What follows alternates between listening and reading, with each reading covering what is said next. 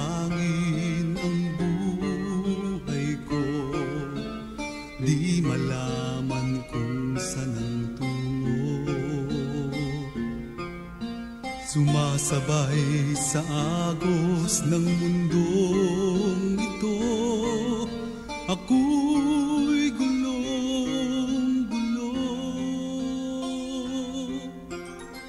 Tuburan sa panalangin. Kini nga programa gimugna sa East Coast Gospel Mission. Alas 6 hangtod alas 6:30 matag adlaw. Aron ikaw matabangan nga maangkon ang tinuod nga kalipay, katagbawan ug kasiguruhan sa kinabuhi, ug nga kahatagan sa kasulbaran ang naghingapin nga mga kabalaka, problema, mga pangutana nga sa dugay ng panahon nakahasol pag-ayo kanimo. Busa paminaw ug sa Dios ikaw panalanginan.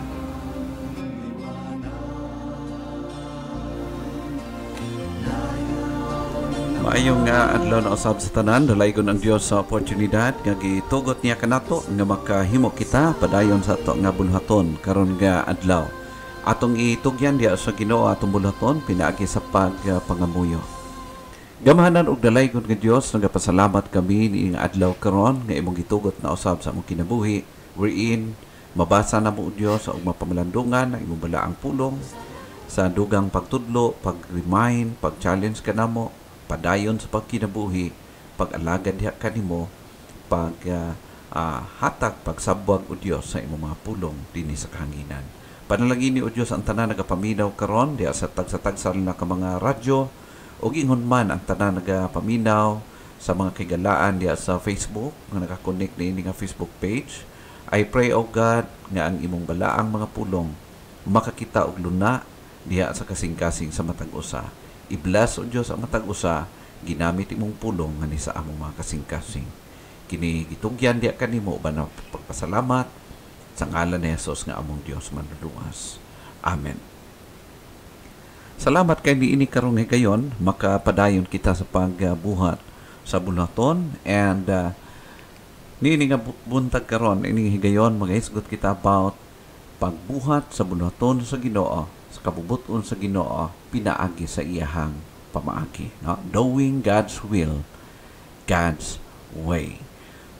Og ato kining makaplagan kini nga mga butang diha sa Nehemiah chapter 3. Kung imong tanaw ang whole chapter, makita nato ang principles nga gitudlo kanato kung papaano na fulfill ang usa ka vision, ang panan-awon, ang butang nga gusto sa Dios ma-fulfill diha sa kinabuhi sa iyang katawhan, sa iyang katawhan nga mao ang Israel during this time. Og pinamunuan ni Nehemiah ingon nga a willing and chosen servant of God para ni ini nga bulhaton. Now, karon higayon ato ang makita nga sa pagbuhat sa bulhaton in doing God's will of God, or in doing the will of God in His own way, we always need the Word of God or the Scripture as the sole basis of all practices. We should remember nga ang pulong sa Ginoo mao ang pinaka highest, the sole basis sa ato ang mga practices, sa ato ang mga ginahimo day by day. It must be in accordance to the Word of God, the Bible. Now, walay mulabaw o walay mutupong og importansya sa Word of God diha sa atong kinabuhi, diha sa iglesia, sa simbahan, o bisan pa man asa ni ining kalibutan. Ang pulong sa Ginoo mao'y pinaka-highest, above siya kumpara sa tanan nga mga literature or sa tanan nga mga pamalaod ni ining kalibutan, na above ang Word of God. So, ato kanang timan-an, atong hinumdumon higala ang importance sa Word of God, sa pulong sa Dios sa atong kinabuhi, o bisan asa man kita mo adto ning kalibutan, na the Word of God is above everything, no? Labaw siya sa tanan. It's because ang Word of God, ang Bible, pulong sa Ginoo o dapat yun nga tagaan siya og pinakataas nga pagtagad, pinakataas nga respeto, pinakataas nga pag-obey, pagsunod nato. In fact, ang pulong sa Ginoo nagaingon sa 2 Timothy chapter 3 verse number 16 nagaingon, all scripture is given by inspiration of God and is profitable for doctrine, for reproof, for correction, for instruction in righteousness, that the man of God may be perfect, thoroughly furnished unto all good works. Kung imong tan-awon higala, walay lain nga mga equipment or mga gamit, mga materialis nga magamit sa katao in order nga ma-equip siya, mahanda siya sa iyang pagkinabuhi kung dili mao ang pulong sa Ginoo.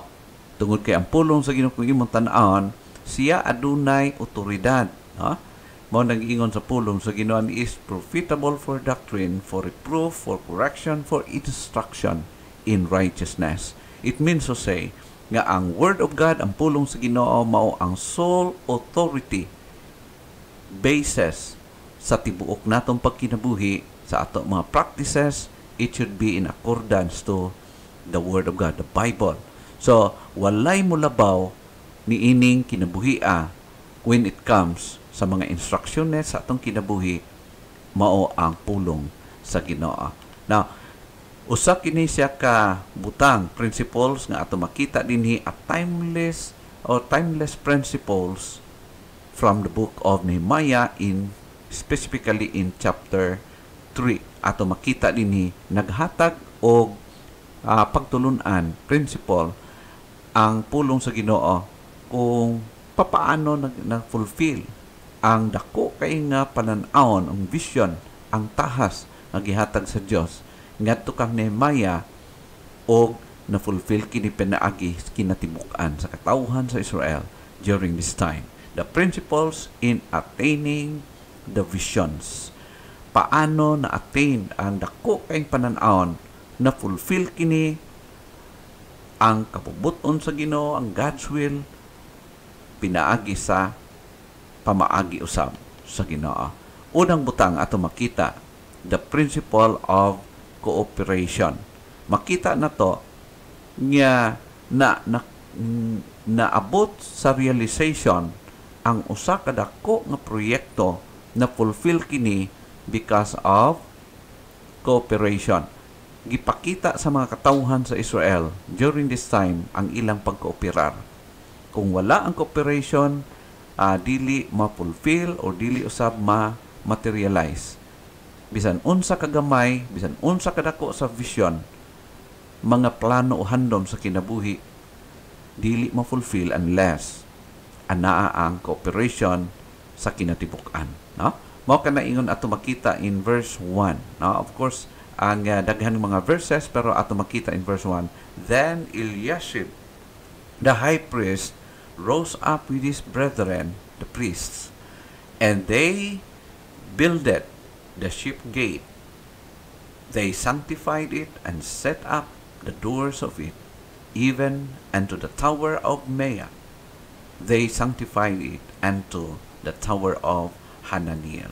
So ato makita the word, they build it. So it means to say, ang katawhan sa Israel during this time, nagakahiusa sila anaay proper na cooperation. Samtang sila naga-aspire nga ang ilang handom, ang goal, ang prospect, ma-materialize kini. Of course, kung imong tanaw ni Gala, anaa makita na to ang matag clan, matag tribo sa ilang kaliwatan, ato makita nga silang tanan nagakooperar sa paghimo sa buluhaton. No? So, dili nga si Nehemiah lang ang nagtrabaho, but with the cooperation sa kinatibuk-an. Ato makita dinhi that the people were cooperating to the work according to their given tasks. Paggibahin-bahin ang trabaho, pero ato makita nga all of them were cooperating to do the work. Mao ka na siya ato makita nga mga kinaiyahan nga anaan ni ining katawhan sa nasod sa Israel during this time. Ikaduha, recognizing the immense value of each person. Ang matag usa is importante alang sa buluhaton. Walay usa nga walay kagamitan, ang tanan kanila naga-function sumala sa ilahang mga assignments. No? Wala sila naga-overlap sa ilang mga responsibilities, given tasks o mga authority ato makita nga tungod ni ana na materialize ang handom. O ato makita dili lang kana considering goal was greater than individual differences.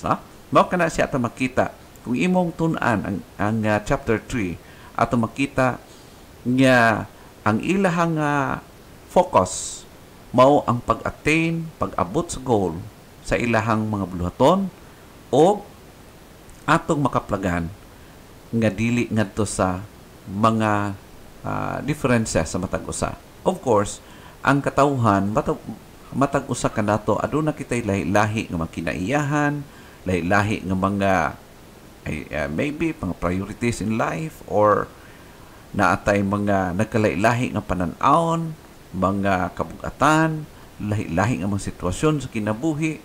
Considering anang tanan, despite of the differences, ato makita nga ang katawhan during this time, ang ilahang nga panaghiusa, ipakita nila pinagis pagkabot sa usa ka goal nga ma-materialize ang ilang desire. O dili ngadto sa differences sa matag usa.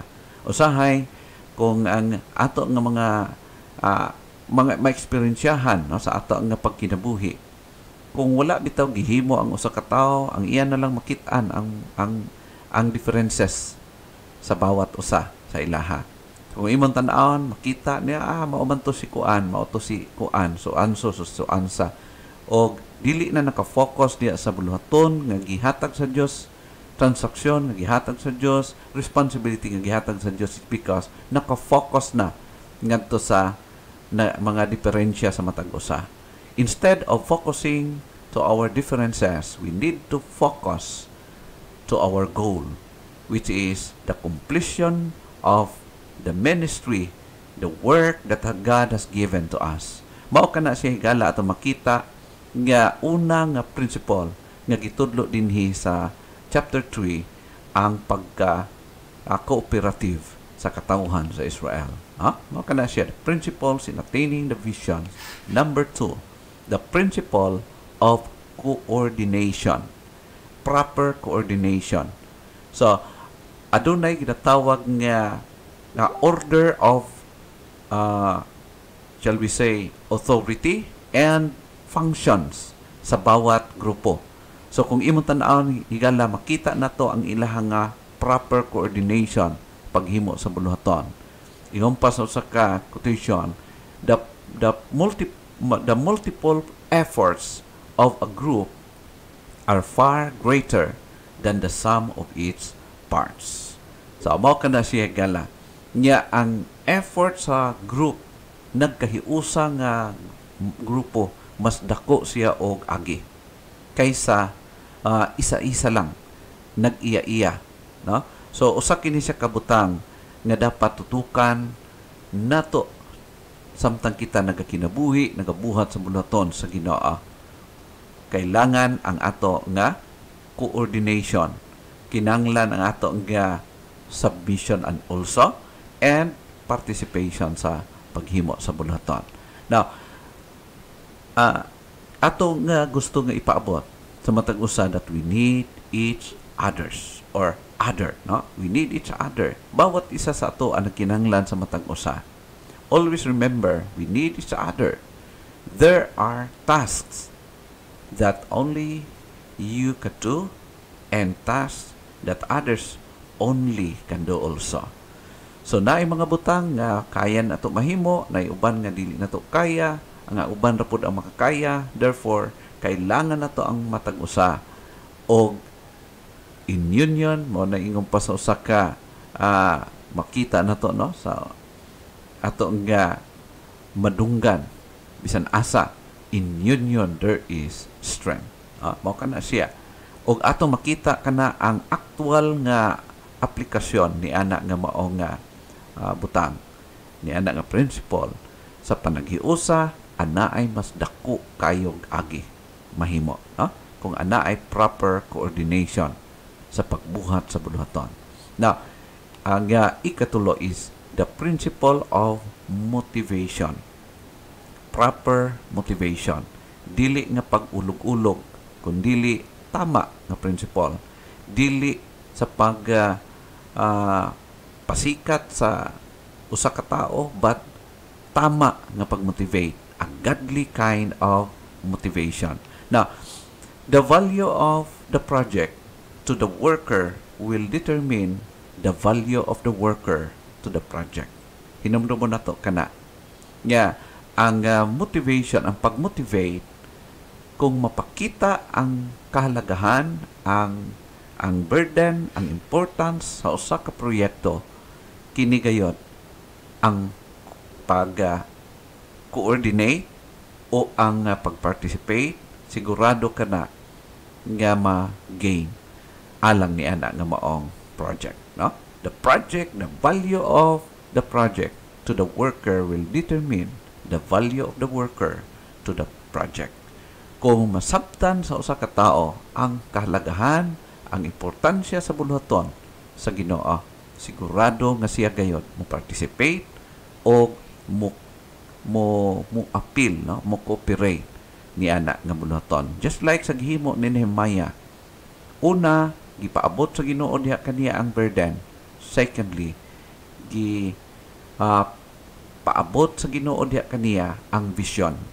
Then third, sa dihang nasabtan niya ang will of God, ang plan sa Ginoo, kini dayon iyang gipasa ngadto sa mga katawhan diin, gi-entrust sa Ginoo kaniya nga iyang pagalideran. No? Mao kana siya higala to makita sa kinabuhi ni Nehemiah.